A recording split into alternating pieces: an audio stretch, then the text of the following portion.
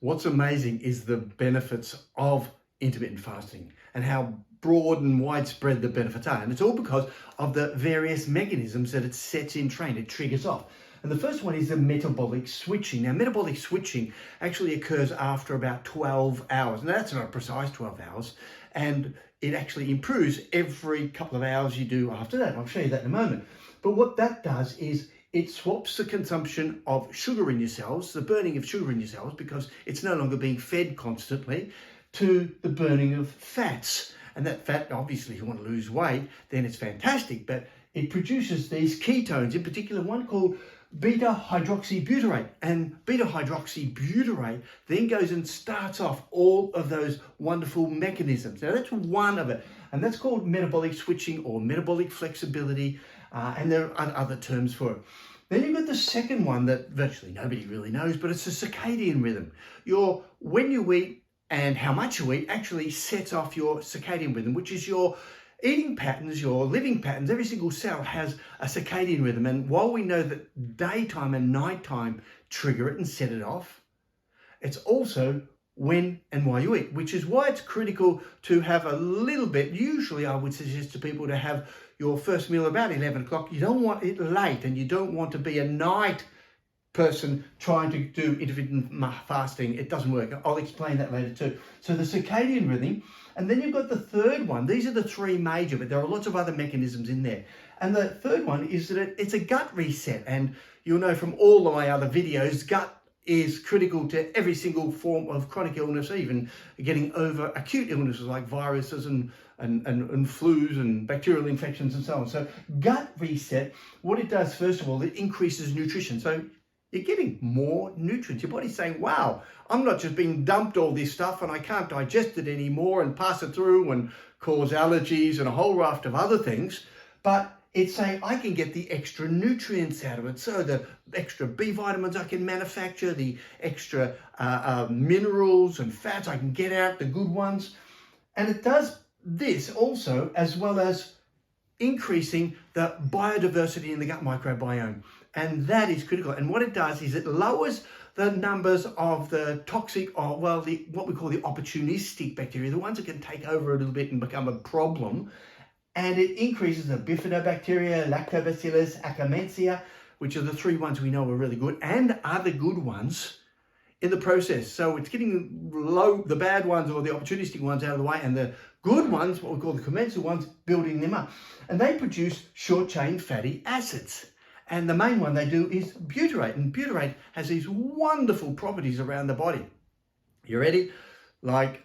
Increasing all of these other factors in here. So butyrate, you'll notice that's B-hydroxybutyrate. Interesting, isn't it? So then we come to what this does. And the first thing it does is it turns on, particularly the metabolic switching, the sirtuins, in particular number 3. And that's kind of known as one of the longevity molecules in the body. It's a protein that sends a message to your longevity genes along with NAD to stimulate them and say, okay, let's look after it, let's get younger, and I'll show you some of that in a moment, and let's clear out the cells. It also, all these functions, all these three different mechanisms here also increase the anti-inflammatory and the antioxidant capacity within the body.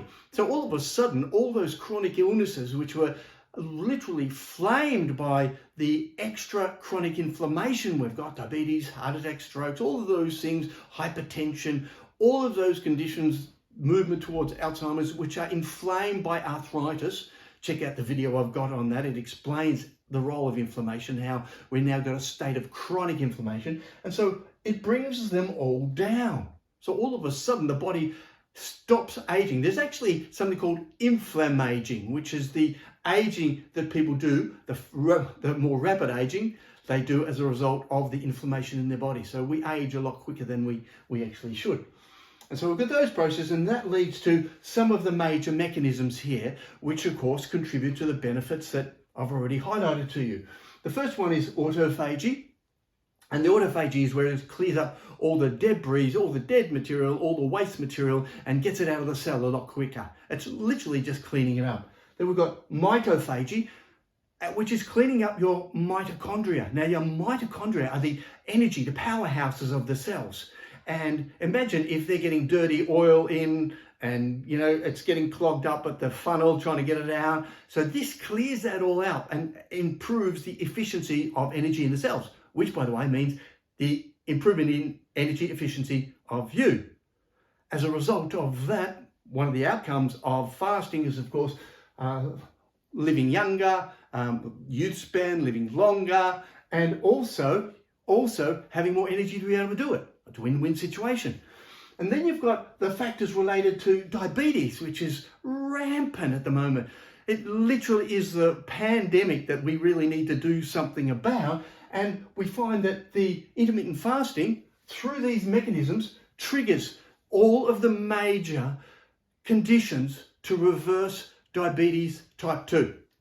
And so we've got, it decreases what's called your glycated hemoglobin. That's your hemoglobin in the blood, you know, that carries oxygen and so on. And when it gets some extra sugar in there, glucose in there, it sticks to it and holds onto it, and it's not very good for it, okay? It's getting really sticky and ugly in there.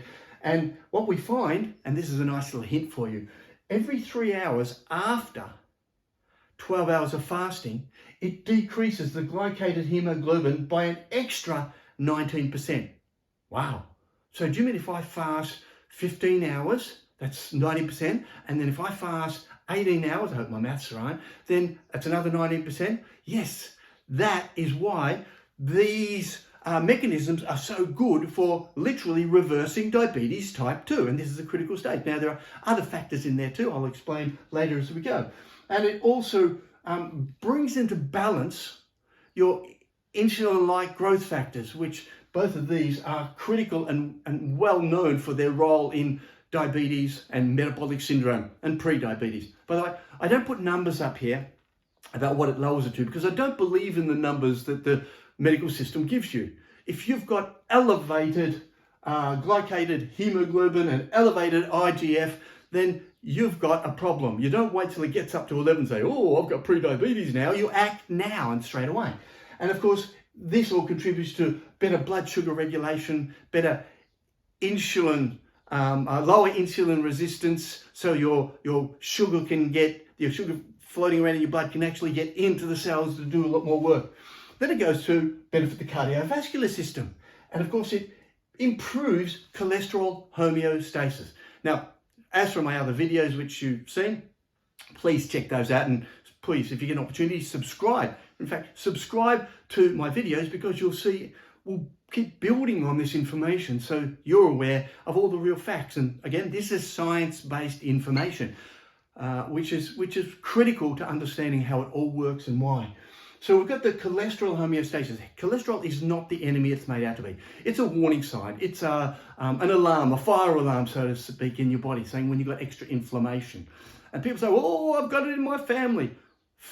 High family cholesterol, the genetic link, it makes up about, I think it's about 0.0 or 0.25. So about 0.25% or less actually have that family-related cholesterol. Yep, your parents had it, your grandparents have it, and guess what? Your dog probably does too. So put it in perspective here. You can manage your cholesterol. It's not the problem. It's just telling you that there is a problem. So you don't try and lower your cholesterol with a drug. What you try and do is actually lower the inflammation, lower the oxidation, and lower all the other damage as a result of it. And so we've got managed cholesterol, lower blood lipids. These are your triglycerides. And they are the real issues in there. And of course, it decreases your resting heart rate, as well as lots of other little things thrown in between these. So you can see the benefit on healthy aging and energy, dramatically lowering and reversing all the conditions of diabetes type 2 and lowering your risk of heart attack and stroke. Now, thrown into that all, it also lowers your risk of cancers and all forms of chronic illness. Weight loss is also a major outcome of intermittent fasting. In particular, the time-restricted eating, or TRE, the 16-8. So 8 hours where you eat, and the research overwhelmingly shows that, first of all, you have a 20 to 30% reduction already in calories. So you don't have to calorie count. I'm not a fan of calorie counting and all those calorie-restricted diets. They don't work, but this does. And so you just by restricting your hours down to 8 hours, of eating, you 20 to 30% less calories. You have less snacks, usually less alcohol, and late night snacking in particular. And the late night snacking is part of the thing that really disturbs the circadian rhythm and contributes to weight gain. So with that in mind, all of the studies show a 1 to 4% loss of weight. Now, what that means, if you're 80 kilos, then you multiply that by 0.4, so 48 to 32, 3, that's about 3.2 kilos over a period of anywhere from 1 to 12 weeks. Now, overall, the studies indicate that you lose around about just under a half a kilo a week. And that's without calorie counting, that's without all the, how do I add up all these numbers? Is that calorie there and that calorie there? Which is ridiculous, as I've already said, and you get the benefits straight away. So these are what are called meta-analysis, where they've brought together the best studies, a dozen or so best studies, and they've said, okay, what are the results? And all of them are consistently showing.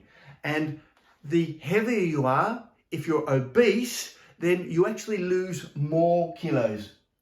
There are studies showing that over a period of 4 weeks, 6 weeks and so on, you can lose between 3 and 4 or 5 kilos just because of time-restricted eating. That 8-hour window makes a big difference. But what is so important about this weight loss compared to the calorie restricting is you lose fat mass, not lean mass. What you want is the lean mass, the muscle mass. The muscle mass actually enables your energy to be burnt 24/7, even when you're sleeping and moving around and breathing and thinking. Your muscle mass is actually burning up calories. And so what you want that to do, and you don't want to lose it. And when you go on a calorie restricted diet, you lose that lean muscle mass along with the fat. And people go, oh, I've lost a kilo in a week. Yeah, but a lot of it is muscle mass and of course water. So you lose fat and you keep the muscle mass. In addition, it outperforms the calorie restricted diet. So the outcome is the same as or better than.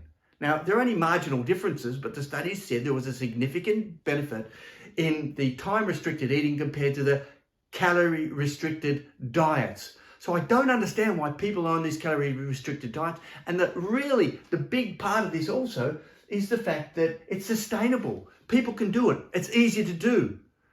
Counting calories is complex. Not only is the maths wrong about calories and so on, but it's easy to do. Time-restricted eating is, well, start at 10 o'clock, finish at 6 o'clock, start at 11 o'clock, finish at 7 o'clock, something like that.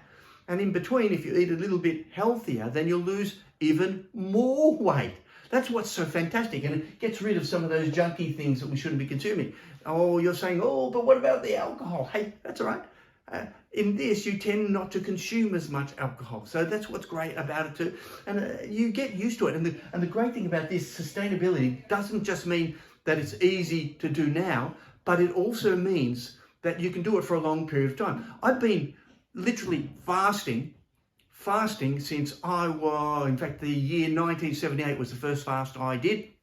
And I've been doing variations of the time-restricted eating for the last 10 years or so. And at the moment, I'm fairly permanently on it. I rarely have, oh, by the way, I do on weekends. If I go out for breakfast, I have breakfast. And if I go out for dinner, I have dinner a little bit later. That's the great thing. You can be flexible, but you still come back to that program. Whereas with calorie counting, you go, oh no, I blew my diet. I'm going to actually get all this fat on and I'm going to, I've undone it all and messed up. Well, with time-restricted eating, you've got flexibility. I'll show you some of those rules in the next video, okay? But it's sustainable. You can do it, you can keep going and doing it. Now, the other benefit of this, as I've already highlighted, if you lose weight, it has benefits on diabetes, non-alcoholic fatty liver, hypertension, heart attack, stroke, and breast cancer. And I showed that in the first part one of the videos, and a much, much longer list there. So it really incentivizes it. But it's not just because of the weight loss, remember, it's also because of the changes that occur as a result of time-restricted eating, and they don't occur as a result of calorie counting and reducing your calories to 600 or 800 calories a day. You get the benefits of time-restricted eating combined with the weight loss to reduce all these illnesses. Make sure you subscribe below, tick the box and share this with your friends.